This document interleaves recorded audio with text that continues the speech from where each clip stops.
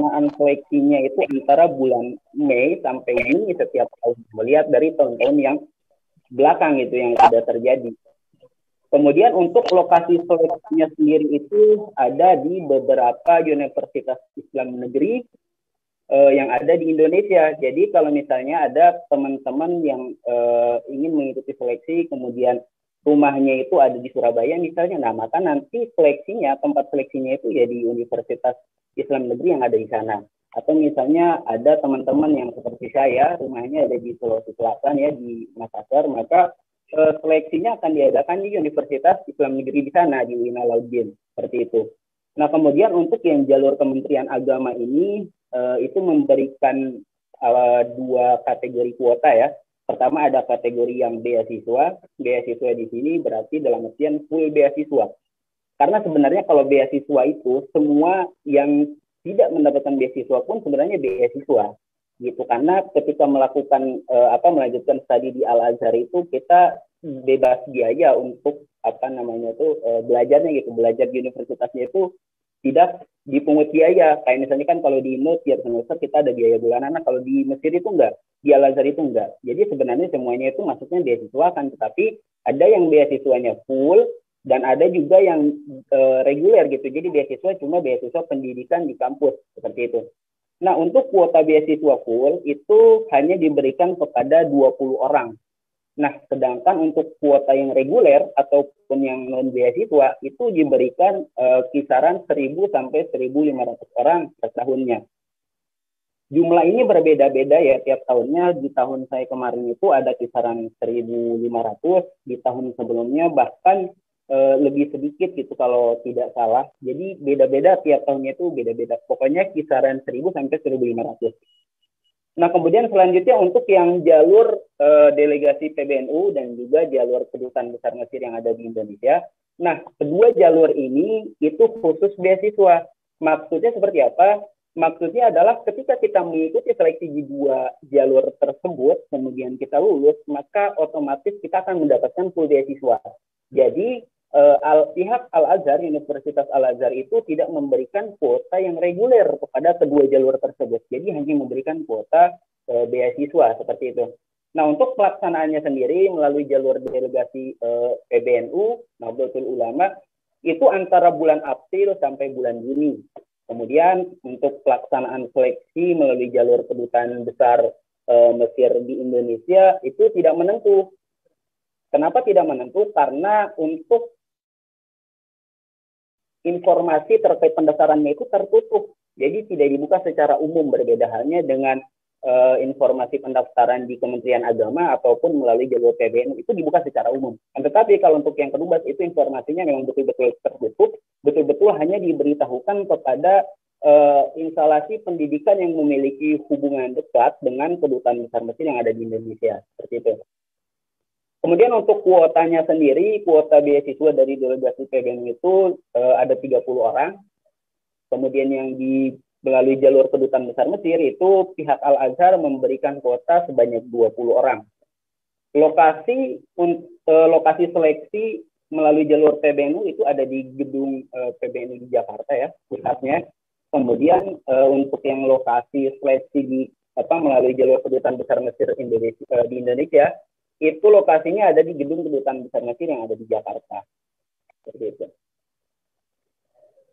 Ini bisa dibantu di slide berikutnya, Kak.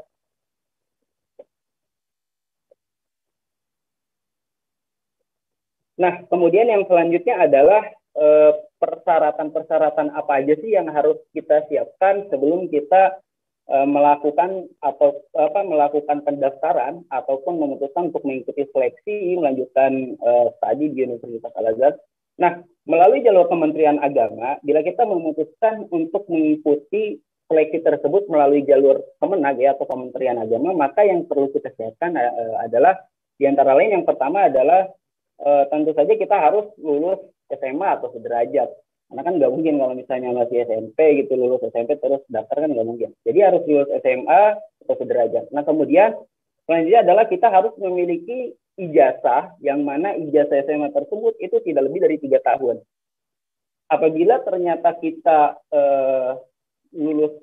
baru selesai lulus dari SMA, Kemudian ternyata ijazah kita ini itu sudah lebih dari 3 tahun. Misalnya kita lulus tahun 2017, terus kita ingin mengikuti seleksi di tahun 2022. Itu kan udah lebih dari 3 tahun. Nah, maka itu tidak bisa. Itu tidak memenuhi persyaratan tersebut. Nah, ini bukan cuma di jalur Kementerian Agama, tapi di semua jalur saya rasa seperti itu untuk persyaratan yang terkait masalah ijazah ini. Kemudian selanjutnya ada uang pendaftaran sebesar 250.000. Nah, biaya pendaftaran ini untuk apa aja sih? Sebenarnya biaya pendaftaran ini yang pertama ada untuk konsumsi dan kepengurusan lain sebagainya. Ini melalui jalur Kemenag ya. Kemudian selanjutnya adalah syahadah ataupun sertifikat hafalan Al-Quran ya minimal 2 juz, yaitu juz 1 dan juz 2. Nah, ini wajib kita harus kita punya gitu ya. Kalau misalnya kita cuma hafal tapi nggak ada sertifikat, itu malah jadi nilai minus buat penguji. Pengalaman saya seperti itu. Kemudian selanjutnya adalah yang perlu kita siapkan kartu tanda pengenal ya KTP ataupun kartu pelajar dan foto 3x4 ukuran 3x4 sebanyak 2 lembar. Meskipun tidak diminta gitu. Jadi tidak semua tidak semua pihak penguji itu meminta hal tersebut gitu.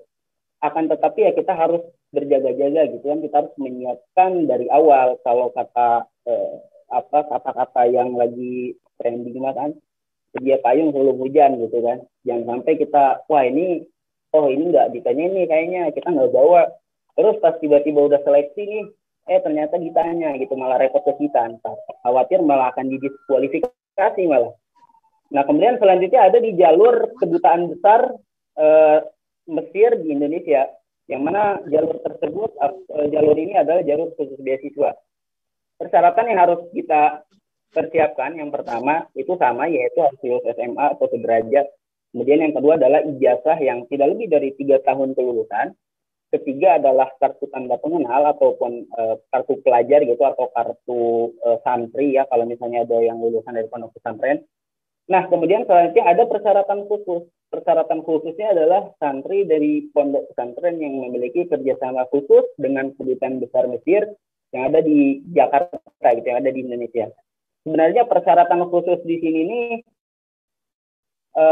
lebih ke informasi terkait pendaftarannya itu sendiri. Kalaupun misalnya ternyata kita lulusan SMA biasa, SMA negeri, atau lulusan pondok pesantren yang mana pendidikan kita sebelumnya ini, instalasi pendidikan kita sebelumnya ini tidak memiliki hubungan apa-apa gitu dengan Kedubes, itu kita masih bisa ikut selama kita mengetahui kapan informasi pendaftarannya, seperti itu.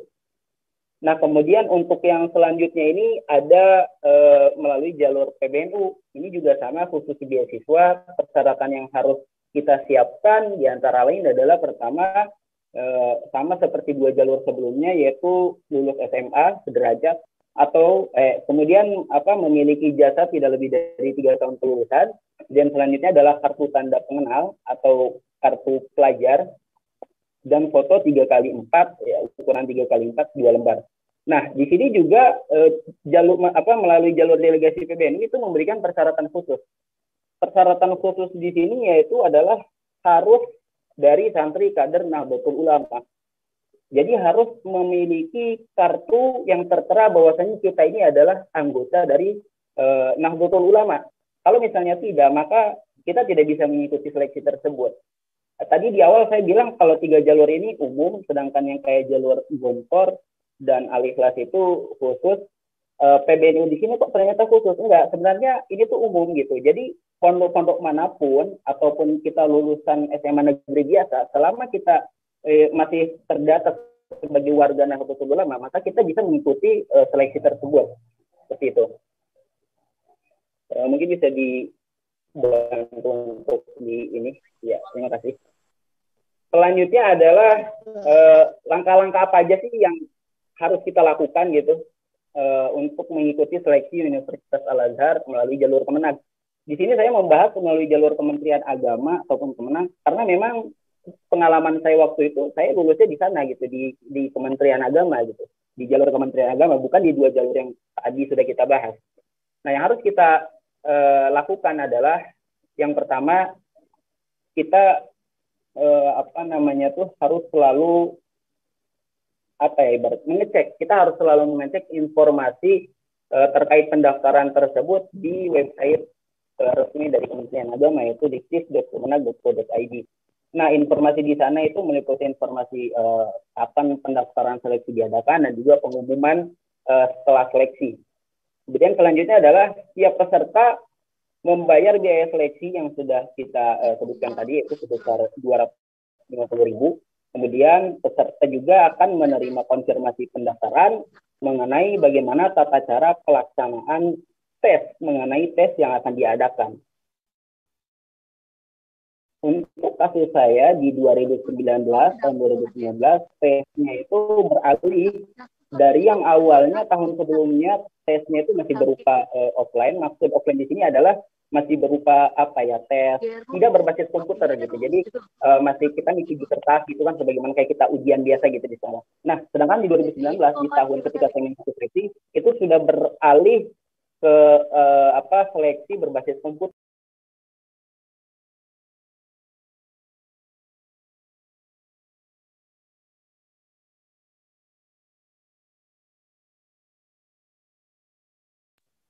Nah, itu berbasis komputer. Jadi nanti kita akan diberikan kode tes dari tes online tersebut. Saya kurang tahu ya untuk tahun-tahun setelahnya itu apakah tetap tesnya itu berbasis komputer ataupun tidak.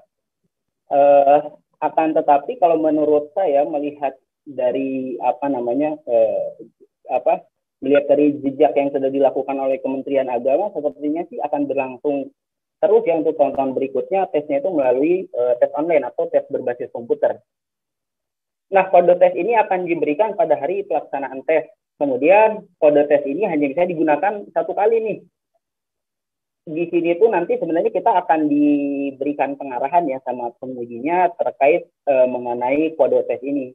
Karena ada beberapa juga teman-teman yang mengalami kendala kode tesnya itu ketika udah login tuh udah login, ternyata dia coba keluar. Nah, itu tidak bisa dipakai lagi tuh buat login, jadi otomatis keluar tuh, otomatis diskualifikasi kan. Nah, itu harus diperhatikan. Tapi nanti untuk informasi lebih lanjutnya sebenarnya ada pengarahannya sendiri nanti melalui penguji ya, dari penguji di tempat tes berada. Kemudian selanjutnya untuk kelengkapan tes yang harus kita siapkan itu kita harus membawa laptop sendiri dengan spesifikasi sebagai berikut, yaitu terinstall Google Chrome, kemudian ada keyboard Arab, dan juga headset.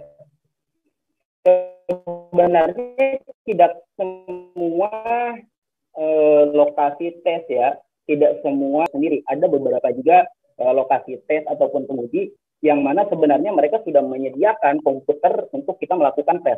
Seperti itu. Jadi ini tergantung dari lokasi tes mana kita melakukan tes.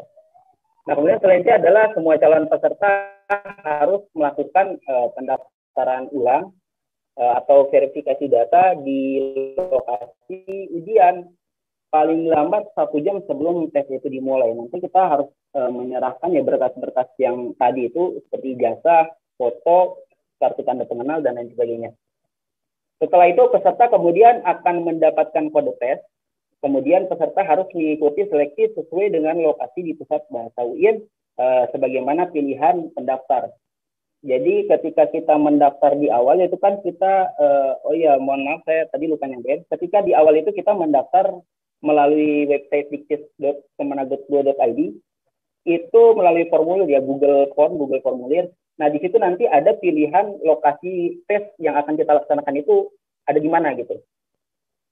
Nah, jadi nanti misalnya kita memilih untuk melaksanakan tes di Universitas Alauddin Makassar misalnya, maka otomatis tes tersebut nanti kita akan mengikutinya di sana, bukan di UIN lain gitu. Kalau misalnya ternyata malah di UIN lain itu kalau tidak salah ya itu malah bermasalah gitu lah intinya. Kemudian selanjutnya adalah peserta harus berpakaian sopan, berpakaian rapih, dan menggunakan sepatu, tidak memakai istilahnya kayak misalnya kaos kaki doang gitu kan, atau misalnya celana yang robek-robek, celana pendek dan sebagainya. Intinya harus sopan lah gitu. Selanjutnya adalah untuk peserta seleksi Al-Azhar nanti akan ditanyakan tentang kesiapan finansial peserta pada waktu seleksi ataupun tes yang kedua, yaitu tes lisan. Aku kurang paham ya, saya kurang paham ini tujuannya untuk apa. Kemungkinan sih tujuan penguji menanyakan hal tersebut itu supaya untuk jadi bahan pertimbangan gitu. Jangan sampai ternyata kita tuh udah bagus sebenarnya tesnya, akan tetapi dari segi finansial kurang. Ya mungkin akan dibantu dicarikan solusinya atau bagaimana, saya juga kurang paham. Mungkin seperti itu.